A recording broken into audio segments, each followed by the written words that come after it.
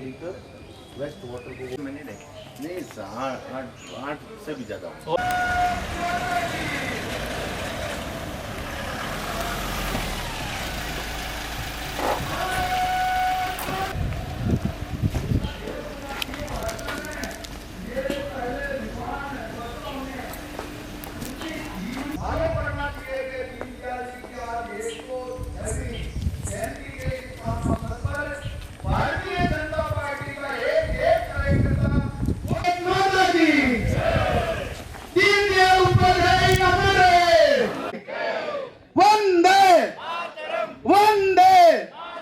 बहुत बहुत धन्यवाद। अब गुलाब जी भाई साहब आगे हैं देंगे और वास्तव में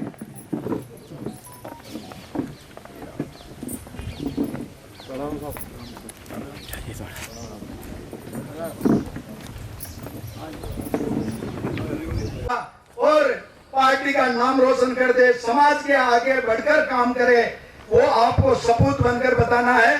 ज्यादा नहीं कहकर महामंत्री जी ने मेरे को मौका दिया आप लोगों के बीच में महापुरुष दीनदयाल उपाध्याय के बारे में पहले भी बताया और भाई साहब से भी सुनना है। 1 साल के अंदर हम ये प्रण लेके जाएं कि हम जिस पार्टी के बेटे हैं हम उस पार्टी को आगे कैसे बढ़ाएं। आपके सामने चुनौती बहुत बड़ी आ रही है। जन्म जयंती मनाने के आप एकत्रित हुए हैं।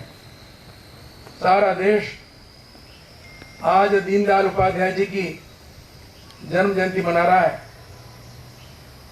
एक प्रखर चिंतक और जिनकी एक दूरगामी सोच कि भारत राजनीतिक, आर्थिक, सामाजिक और सांस्कृतिक और शैक्षिक जगत में किस प्रकार अपना वर्चस्व कायम करें, जिस प्रकार से उन्होंने अपनी विचारधारा के माध्यम से सारे देश को इस बात के सोचने के लिए मजबूर कर दिया। एक साधारण सा व्यक्तित्व वाला जो बहुत कुशल संगठक तो ही है, लेकिन इस प्रकार की सोच रखकर आगामी 21वीं सदी भारत की बने, तब से उन्होंने अपने विचारों से अपना सर्वस्व न्योछावर कर दिया इस मातृभूमि के लिए। मैं आप सभी का बहुत हार्दिक स्वागत अभिनंदन करता हूं। तब तो मैं जन्म लेता हूं। 1914 में प्रथम युद्ध हुआ, 1919 तक चला और उन्हीं दिनों में भगवान ने एक दैविक शक्ति को जन्म दिया जिसका नाम दीनदयाल उपाध्याय है। 1916 में उनका जन्म हुआ और 1952 में 51.5 साल की उम्र में वो देवगत हुए। मुझे बहुत सौभाग्य है, दादी बोला चुनाव लड़ रहे थे तो वो शनिवार पधारे, मैं भी उनके साथ था, चित्तौड़ में पढ़ता था। चित्तौड़ में उनके साथ खाना बना करके भी खिलाने का काम पड़ा। मदन जी मुन्ना और मैंने उनकी गाड़ी के धक्के भी दिए, मतलब गाड़ी चल नहीं रही थी, लैंड रोवर थी मदन जी की, तो दरबारी घाटा में रुक गई। तो मान्य दीनदयाल जी ने भी लांगे चढ़ाई, मैंने भी, और उन्होंने सबने धक्के दिए, उस गाड़ी को लाए। मेरा मतलब ये है कि दीनदयाल जी कितने साधारण व्यक्तित्व के लगते थे। उनकी धोती फट के चित्तौड़ में तो उन्होंने, मैंने कहा लाओ मैं टांका लगा देता हूँ आपके, तो नहीं मैं करूँगा। मैंने कहा मैं दूसरी ले आता हूँ, उन्होंने कहा नहीं ऐसा नहीं करना। का जन्मदिन मना रहे हैं, जिसने इस संगठन को अपने रक्त की एक एक बूंद से सींचा और अपने जैसे हजारों कार्यकर्ताओं को संस्कारित करने का प्रयास किया, विचारधारा के प्रति जोड़ने का प्रयास किया, लेखनी से भी और व्यक्तिगत आचरण और जीवन से भी। मैं सोचता हूँ कि पता नहीं देश का सौभाग्य है अभी तक तो, जब कभी भी देश संकट में आता है तो कोई न कोई व्यक्ति अवतरित होता है। अगर राम का अवतरण हुआ तो राक्षसी प्रवृत्ति को नष्ट करने के लिए राम ने अवतार लिया। कृष्ण का भी जन्म हुआ तो उस प्रकार की शक्तियों को नष्ट करने के लिए और देश का जो अतीत है, गौरव है, वो बना रहे, उसके लिए प्रयत्न किए। अगर महाराणा प्रताप भी पैदा हुए तो देश की स्वाधीनता और संस्कृति का दीप जलता रहे, इस बात के लिए जंगल जंगल घूमना स्वीकार किया, लेकिन इस देश के अस्तित्व को बचाने का प्रयत्न किया। अगर शिवाजी भी आया तो मैं सोचता हूँ जीजाबाई ने अपनी गर्भ से एक ऐसा व्यक्ति पैदा किया जो उस समय होने वाले जुर्मों से लड़ सके और इस महान संस्कृति को बचा सके। गुरु गोविंद सिंह पैदा हुए तो वो भी इसी कारण से कि अपनी आंखों के सामने अपने बच्चों को दीवारों में चुना जा रहा है, लेकिन धर्म और संस्कृति की रक्षा के लिए निरंतर प्रयत्न करते हैं। और आज ये यात्रा यहाँ तक जो आ गई है, उसमें इन सब महापुरुषों का योगदान है, जिसके कारण से इस देश की महान संस्कृति और इस को जिंदा रखा। मैं सोचता हूँ कि देश की आज़ादी के बाद भी और देश के स्वाधीनता आंदोलन में भी इस प्रकार से प्रयत्न चल रहे थे। ऐसे समय में 1916 में अर्थात आज़ादी के पहले, और सौभाग्य है कि डॉक्टर हेडगेवार ने 1925 में ही संघ की स्थापना कर दी। और मैं सोचता हूँ कि प्रभु भी किसी व्यक्ति को जब गढ़ने का प्रयास करता है तो खूब चोटें मारता है, और उस चोटों में से ही व्यक्ति तैयार होता है। अगर भगवान राम को वनवास नहीं देते और सीता के साथ वन में नहीं जाते तो शायद दुष्टों का नाश होने का समय नहीं आता। तो यह भी रचना कोई न कोई ऐसी अदृश्य शक्ति है जो इस प्रकार की रचना करती है। मैं सोचता हूँ दीनदयाल जी के जीवन की रचना भी कोई प्रभु की असीम कृपा से हुई है ना। एक तरह से उनका लालन पालन भी एक खाना बदोश की तरह से हुआ। शायद ऐसा मैंने कोई जीवनी नहीं पढ़ी जिस जीवनी में किसी व्यक्ति को अपने बचपन में एक के बाद इतनी चोटें लगी हो और एक जगह से दूसरी जगह खाना बदोश की तरह से अपना जीवन बदलता रहा। 2-2.5 साल की उम्र में माँ की मृत्यु हो जाती है, पिताजी की मृत्यु हो जाती है। माँ की मृत्यु 7 साल में होती। पिताजी के जाने के कारण से जो दुख और दर्द हुआ, उस घुटन से उसको टीबी हो गई माता जी, और माता जी का स्वर्गवास भी टीबी में हो। 2-2.5 साल में पिताजी का जाना, फिर 7 साल की उम्र में माँ का जाना। मानो काल उसको चोट मार मार करके उसको समझा रहा है कि मनुष्य क्या होता है। 9 साल की उम्र में चुनीलाल जी जो उसके नाना जी थे, नानकिया में जिसका पालन पोषण कर रहा था, उनकी भी मृत्यु हो जाए। 11 साल में उनकी मामी की भी डेथ हो जाए, और 18 साल की उम्र आते अपना छोटा भाई शिवदयाल, जो इनसे 2 साल छोटा ही था, उसकी भी बीमारी में मृत्यु हो जाए। इसका मतलब ईश्वरी शक्ति ने उसको इतनी चोटें मारी कि वो समझ नहीं पाया कि मनुष्य आता क्यों है और जाता क्यों है, मनुष्य जीवन का अर्थ क्या है। ये सारे जो कुछ भी घटनाक्रम चलते हैं, इसको उसने चैलेंज के रूप में स्वीकार किया। हम पर किसी पर ये चोट गुजर जाए तो हम दम तोड़ करके अपना हौसला ही बुलंद होने के बजाय नष्ट हो जाता है। लेकिन इस बालक में प्रभु ने कुछ शक्ति दी थी कि हर चोट ने उसको मजबूत किया, और उस मजबूती में उसको एक विलक्षण बुद्धि थी। ये पहला बच्चा है जो 9 साल की उम्र में पहली बार स्कूल गया। कारण क्या है कि स्कूल जाने का मौका ही नहीं मिला। ये जीवन के इतने उठापटक आते रहे कि इस उठापटक में वो और उसके परिवार वाले समझ ही नहीं पाए कि हो क्या। पहली बार उसको गंगापुर में 3री क्लास में एडमिशन दिलाया, प्रारंभिक शिक्षा गंगापुर में। फिर उसके बाद उसके मामा का ट्रांसफर हो गया कोटा, कोटा से ट्रांसफर हो गया राजगढ़, राजगढ़ से ट्रांसफर होकर के आया सीकर, और सीकर में वैसे तो उसकी प्रतिभा, जब भी उसने परीक्षाएं देना शुरू किया वो हमेशा टॉप रही, लेकिन पहली बार उनकी प्रतिभा है, इसको जग जाहिर होने का मौका अगर किसी ने दिया तो कल्याण हाई स्कूल जो सीकर महाराजा के द्वारा चलाया जाता था उस समय, उस कल्याण हाई स्कूल में जाकर के ये जान पाए लोग कि वास्तव में ये कोई विलक्षण बुद्धि का बच्चा है। मतलब उस समय जो राजपूताना बोर्ड था उसमें उसने टॉप ही नहीं किया, तो पुराना जितना रिकॉर्ड था टॉप करने वालों का, उस सारे रिकॉर्ड को बीट कर दिया। महाराजा को लगा एक मेरे कल्याण हाई स्कूल में ऐसा बच्चा कौन है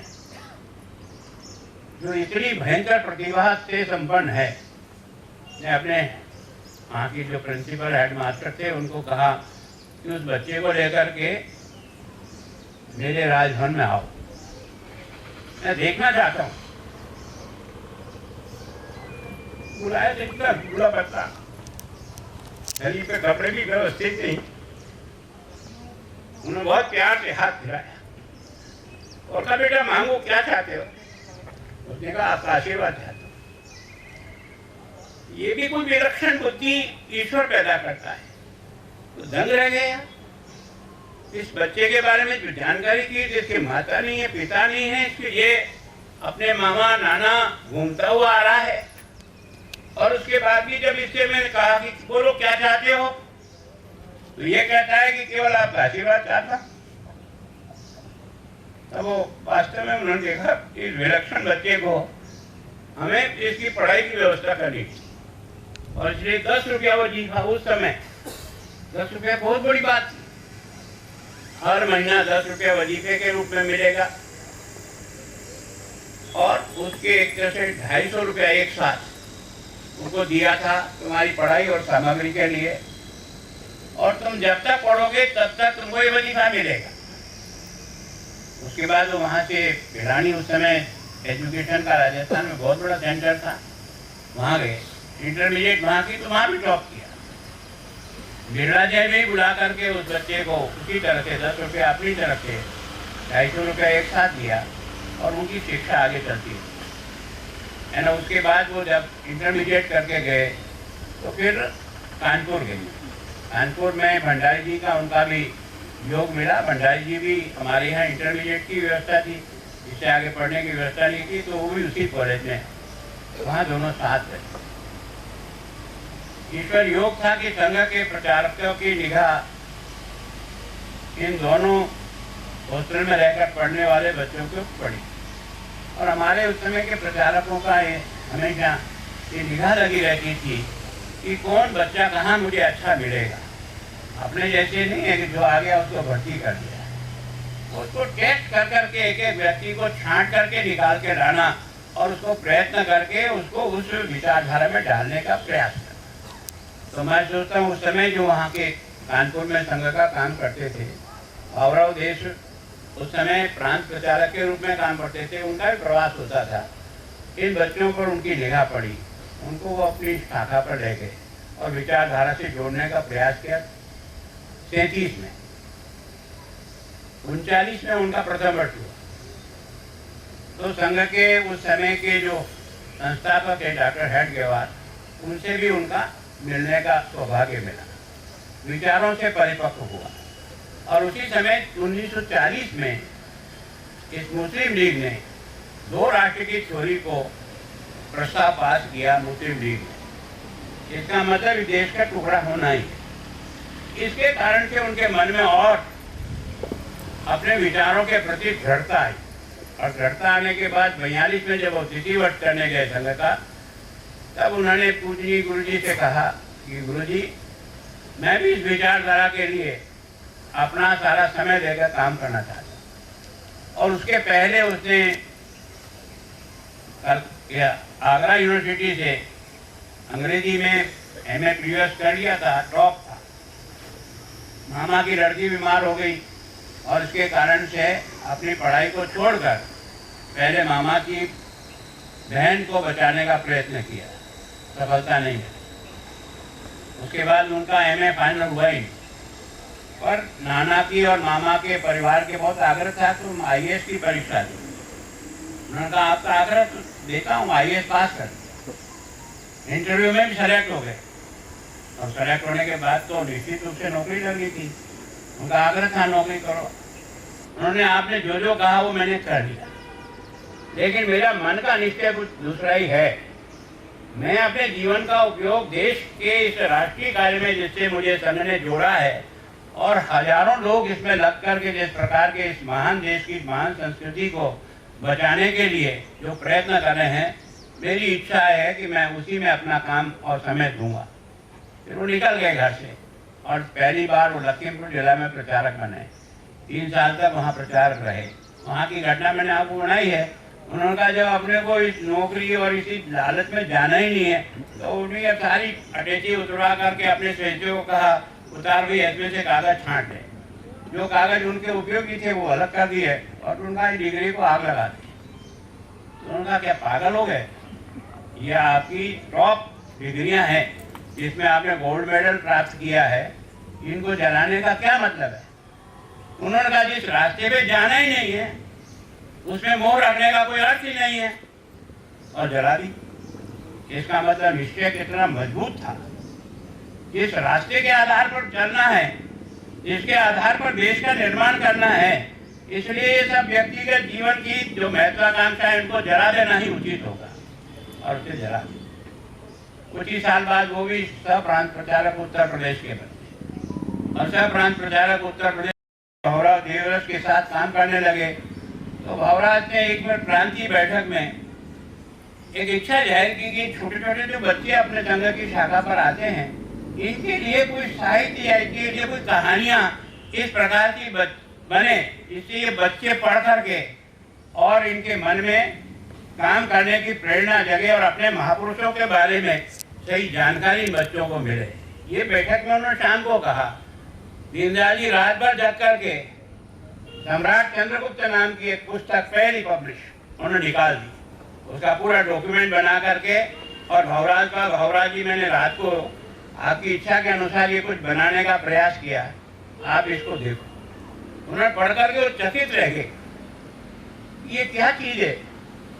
इसने एक तरह से वास्तव में चाणक्य और चंद्रगुप्त के जीवन के आधार पर देश निर्माण और सही रास्ता क्या है इसको अपनी आने वाली पीढ़ी को समझा दिया। जब ये पहली पुस्तक पब्लिश हुई उसके बाद औरा ने कहा एक और काम करो, तुम एक ये जो यूथ आता है इस यूथ को भी कोई तो भी ऐसा सब्जेक्ट मैटर दो जिससे ये यूथ पढ़ करके प्रेरित होकर के काम में लगे। तब ये शंकराचार्य का नाम का पहला ग्रंथ, पहला जनसंघ का अधिवेशन हुआ था कानपुर में और डॉक्टर श्यामा प्रसाद मुखर्जी अध्यक्ष थे। 15 प्रस्ताव तैयार किए थे। उस 15 में से 8 प्रस्ताव अकेले दीनदयाल जी ने तैयार किए। 15 में से 8। उस 8 प्रस्ताव में से जब उन्होंने देश के बारे में राष्ट्र क्या है और इसके बारे में क्या है, जब उसको प्रस्ताव पढ़ा तो प्रस्ताव पढ़ने के बाद डॉक्टर श्यामा प्रसाद मुखर्जी स्वयं भी बहुत ही प्रतिभावान संपन्न था। 32 साल की उम्र में हिंदुस्तान में आज दिन तक कोई भाई संतर नहीं बना, इतनी प्रतिभा का धनी था। लेकिन जब उन्होंने सुना और प्रस्ताव को जब देखा तो वो हिल गए, वो दोबारा खड़े हुए। उन्होंने कहा दीनदयाल ने जो प्रस्ताव रखा है, मैं गुरुजी से कोशिश करूंगा कि अगर मुझे ऐसे 2 दीनदयाल और दे दे तो मैं हिंदुस्तान की राजनीति का नक्शा बदल करके रखूंगा। वैचारिक दृष्टि है, कोई दृष्टि नहीं है कि व्यक्ति को मानसिक खुराक जब तक नहीं मिलती है तब तक उसके काम करने की जागृति नहीं हो। ये जो भंडारी जी और ये सारे लोग हैं प्रारंभिक, इन सब लोगों ने अपना जवानी दांव पर लगाई। उस समय न तो किसी को पता था कि हम कोई प्रधानमंत्री बनेंगे या एमएलए बनेंगे, उस समय किसी को पता नहीं था। और नानाजी देशमुख और ये साथ वहाँ आगरा में पढ़ते थे, जब एमए में अंग्रेजी में कर रहे थे, नानाजी ये साथ थे। मतलब आदमी के अंदर कौन सा गुण कब कहाँ आगे बढ़ता है ये दिखाई देता है। नानाजी और दोनों हाथ से रोटी बनाते थे, सब्जी लेने के। एक माँ के यहाँ से सब्जी लेके आए 2 पैसे की, उसमें 2 पैसे ही बचे, तो इनके पास पैसे थे, 2 पैसे दे दिए। आगे आए कि इन्होंने वापस जेब में हाथ डाला तो वो जो 4 पैसे थे उसमें से एक खोटा पैसा वो उस सब्जी वाली को दे दिया। उनका नाना जी यार बहुत बड़ी भूल हो गई, क्या हुआ कि मैंने उस माँ को खोटा सिक्का दे दिया। तो दे दिया होगा, चलो तो नहीं, वापस गए।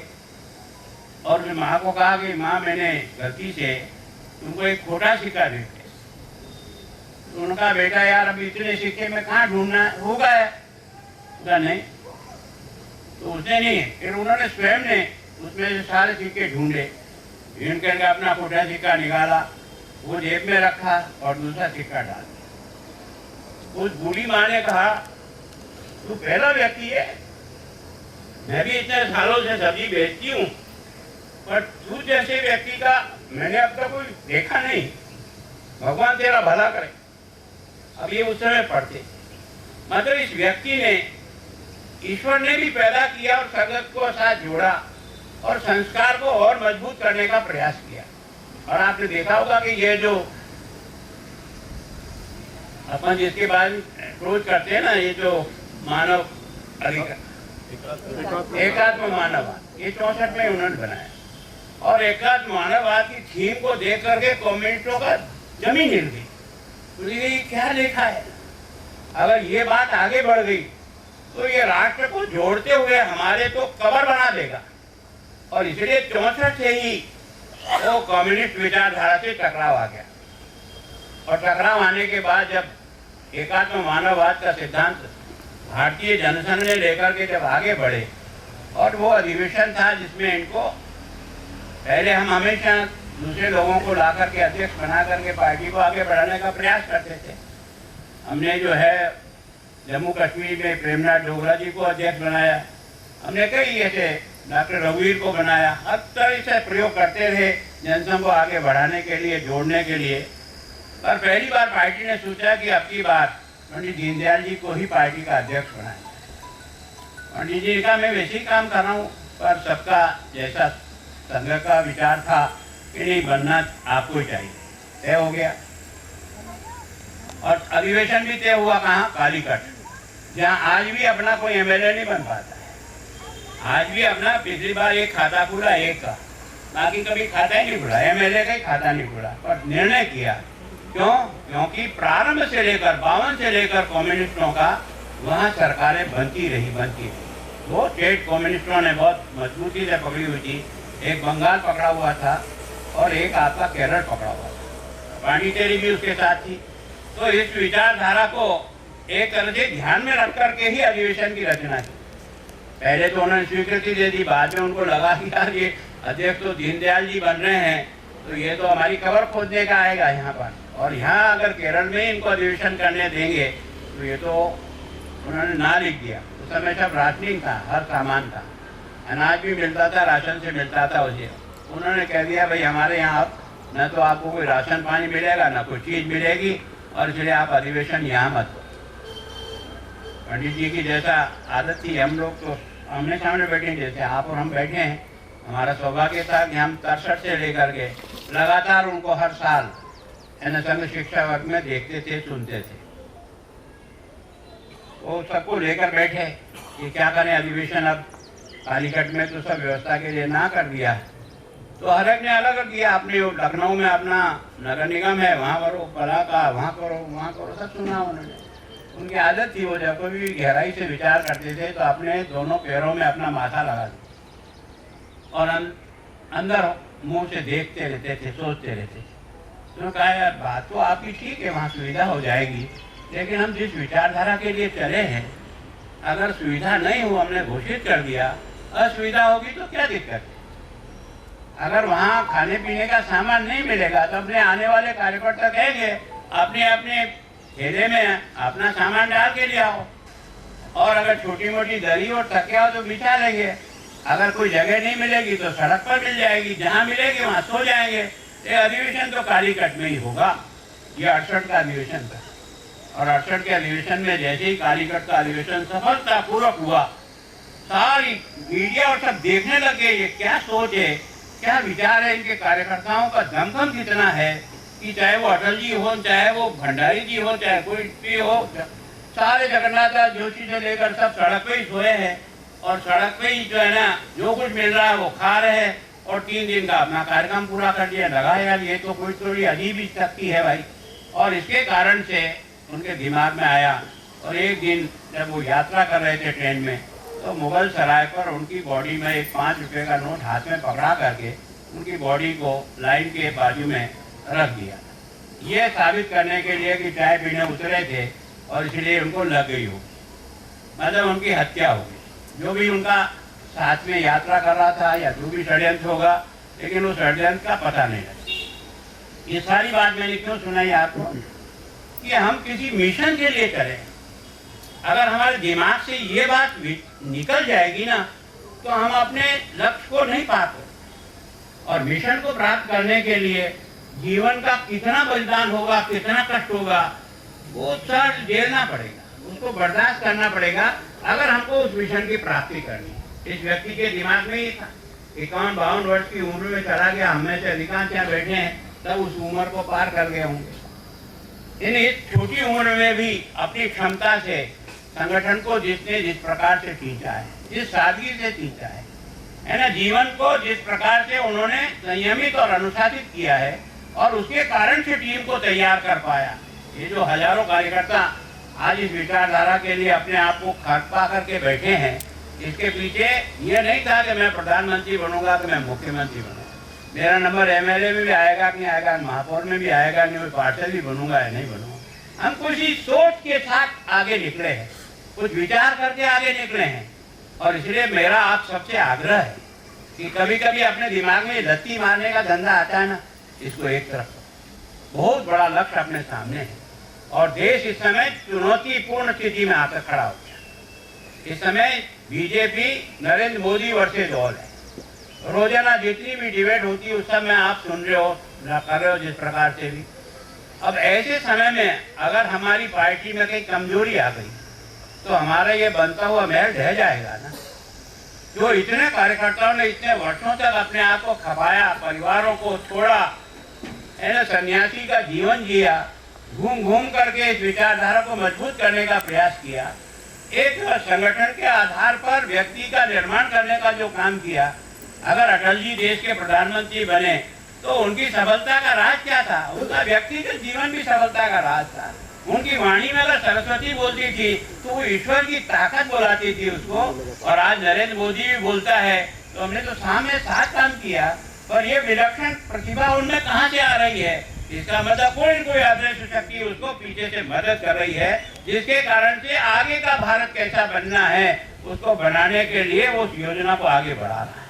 मेरे को ऐसा कहा और के कारण से माथे फोड़ रहे हो तो उस माथे फोड़ने से यात्रा अधूरी रह जाएगी, यात्रा में देरी हो जाएगी, जो चीज हमें प्राप्त करना है उसमें विलंब हो जाएगा।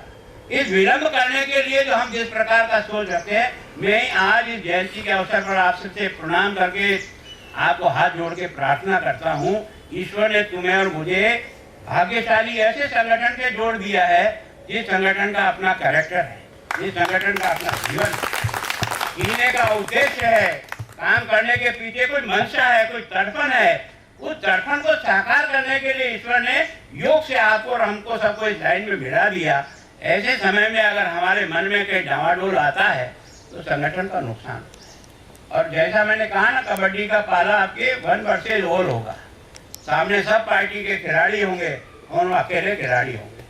उस अकेले खिलाड़ी के समय में सामने वाली टीम को जब हराना है ना, तो उतना ही दंड बैठक पहल करके अपने बॉडी को तैयार करना पड़ेगा, अपने मन को तैयार करना पड़ेगा, अपने विचारों को तैयार करना पड़ेगा, अपने चाल चलन को तैयार करना पड़ेगा। अपन जीवन का हर स्टेप उस दिशा में ऐसी मजबूती से जाएगा, तब जाकर के हम इन सारों से मुकाबला कर पाएंगे। ये सब तो देश को एक तरह से नष्ट करने पर तुले हुए हैं। और अगर वास्तव में दीनदयाल जी के जीवन में भी परिवर्तन या भंडारी जी ने भी घर छोड़ा तो विचारधारा के लिए छोड़ा। विचारधारा का मतलब ये जो तुष्टीकरण वाला देश बन रहा था और जो दो छोरी की देश कहकर देश का जो बंटवारा करके जिस प्रकार से नरसंहार सब लोगों ने देखा है, उजड़ते हुए घरों को देखा है, माँ बहनों की इज्जत जाते हुए देखा है, और आज भी इस प्रकार के दुष्ट लोग इस धरती पर रहते हैं। और ये पॉपुलर फ्रंट का जो मामला आया ना, उसने आपको सबकी हमारी आंखें खोल दी होगी। ये किस प्रकार ये कन्हैयालाल की हत्या नहीं थी, ये एक तरह से विचारधारा को चोट करने का मानस था। और विचारधारा को जब चोट हुई है उस समय अगर हम छोटी छोटी बातों में उलझ गए तो मुकाबला कैसे होगा? मुकाबला तो बहुत तगड़ा है और किसी भी परिस्थिति में कहीं भी घूम सकता है। ऐसे समय में हम अपने दिल और दिमाग से तैयार नहीं होंगे हम इस पार्टी का काम करते हैं तो कोई पार्टी पे और देश पे एहसान नहीं करते हैं। आपका मेरा दायित्व है, जिस धरती ने आपको और मुझे पाला रोटी खिला के बड़ा किया है, योग्य बनाया, काबिल बनाया है, उस धरती की सेवा नहीं कर सके और भारत जैसा देश अगर ये नष्ट हो गया ना तो मानवता नष्ट हो जाएगी। दुनिया में मानवता अगर कहीं जिंदी है तो हिंदुस्तान में जिंदा है मानवता। ये मानवता का एकमात्र जगह बची है जो कभी भविष्य में दुनिया को शांति का रास्ता देगी। उस रास्ते को कमजोर हो जाएगा तो हम और आप क्या करेंगे? अगर कल हमारा ये जो उजड़ता हुआ तारा दिखेगा तो आप अपने बच्चों को लेके जाओगे कहाँ? हिंद महासागर के अलावा कोई जगह बची है? हम इतने भीटे टूटते टूटते इतने से में आ गए। सारा इतना बड़ा अखंड भारत देश था वो आज एक थोड़ा सा टुकड़ा रह गया। और अगर ये भी हम नहीं बचा पाए तो हमारी ये महान संस्कृति कहाँ जाएगी? फिर हमारे ये जीवन जीने का आदर्श कहाँ जाएगा? फिर हमारे ये जो माँ बहनों को देखने की निगाह कहाँ जाएगी?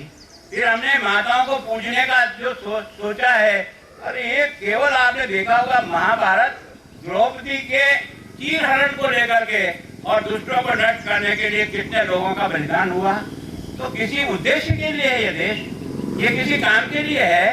अब इसको तैयार करने के लिए अभी तो आपको कहीं नहीं घर छोड़ो, और अगर जरूरत पड़ेगी तो ये भी कहना पड़ेगा कि बंद करो ये दुकानें 2 साल तक नहीं चलेगी, नहीं चलेगी। लेकिन अब की बार मुकाबला जम करके होगा और जम करके होगा और देश को बचाने के लिए जिस सीमा तक भी जाकर के अपने आप का उत्सर्ग करना पड़ेगा।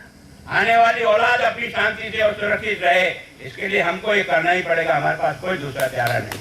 और इसलिए मैं आपसे बार बार आग्रह करता हूँ अपना विकास को, है ना। अगर वो भी आदमी बना तो एक दिन में नहीं बना, उसने भी कुछ पढ़ा होगा, कुछ समझा होगा, कुछ तरीका, कुछ ईश्वर देता है, कुछ वो समझता है। हम भी अपने आप को तैयार करें ना। जब कभी भी हम कहीं भी बोलने जाएं तो कोशिश करें ना, पहले तैयारी करके जाए, मुझे क्या बोलना है, मेरे इस कार्यकर्ता के मानस में कौन सी खुराक डालना है, जिसके कारण देश का मन मजबूत होकर के संगठन के लिए काम करने की इसकी मनोच्छा बने।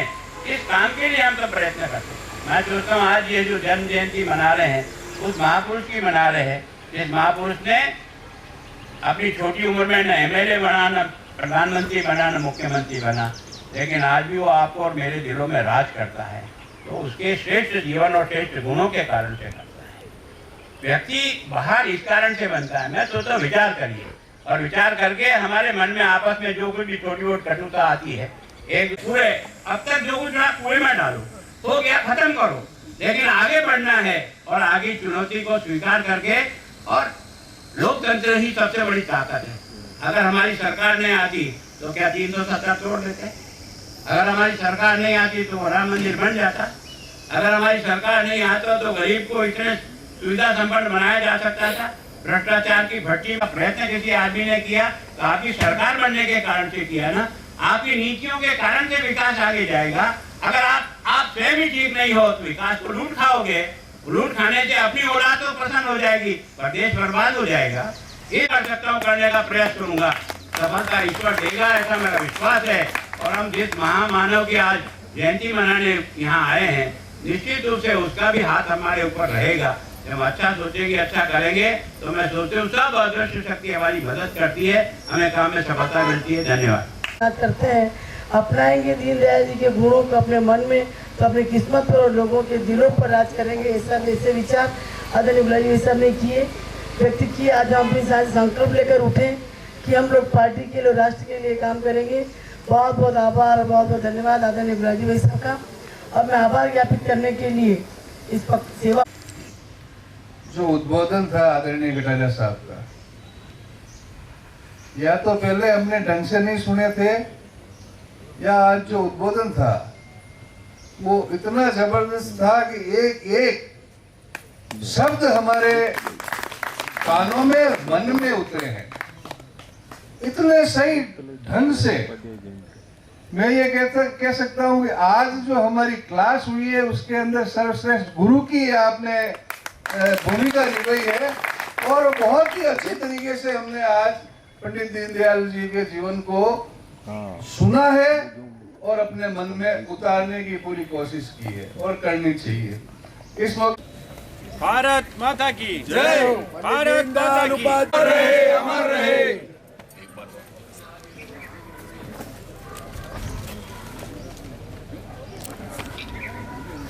जब तक सूरज चांद रहेगा, इंदिरा जी का नाम रहेगा। जब तक सूरज चांद।